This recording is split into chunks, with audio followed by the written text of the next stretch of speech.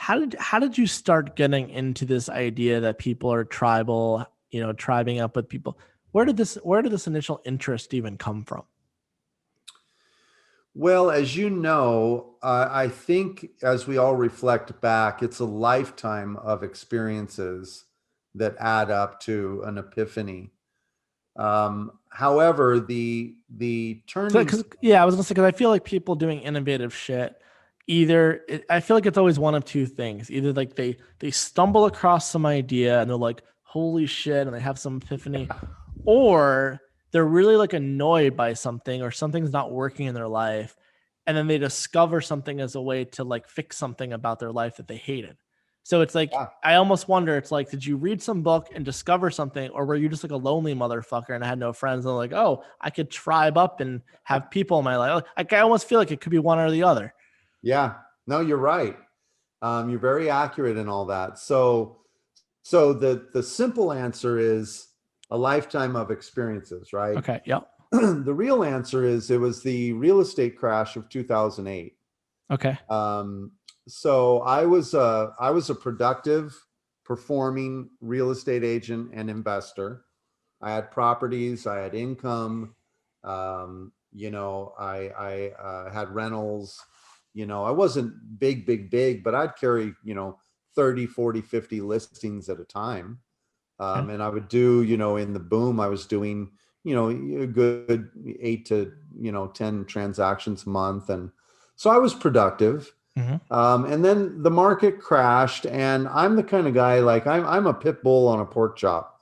I won't let go. And so I held on from through the crash to 2012, even though my heart was dramatically disconnected from real estate because it felt so criminal to me.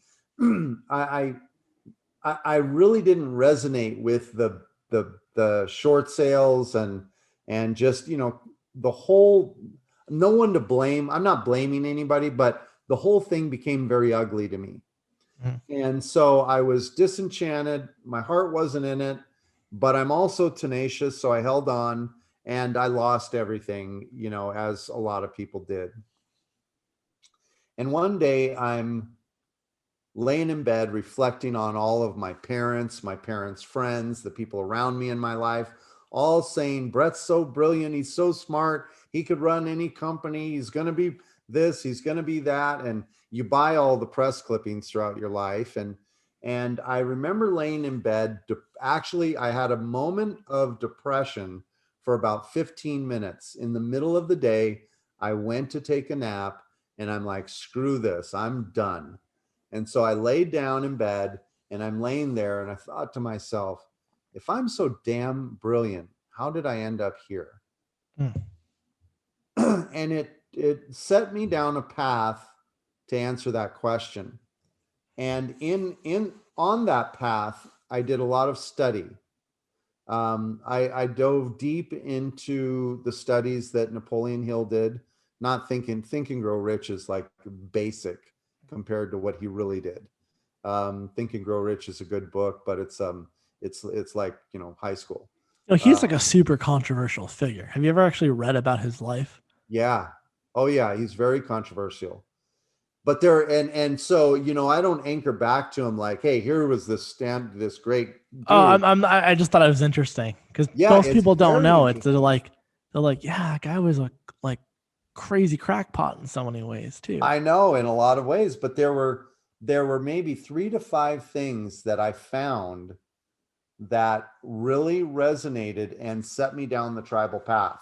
What were those things or principles? Well, I'll tell you the overarching principle was organized effort and energy. Okay. Most of what the mastermind is, what collaboration is organized effort and energy. That's what I extracted from his writings.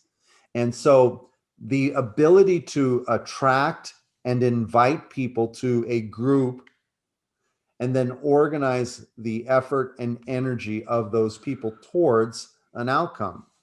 Okay. And then it was self-discovery from there, where I started looking at, okay, what does it look like to attract? What does it look like to invite? What does it look like to engage? What would it look like to manage? And what would it look like to monetize? Mhm. And because you have to have all those components. And so in that, we were able to uncover the principles that now define tribe for us. And I quite simply define tribe today.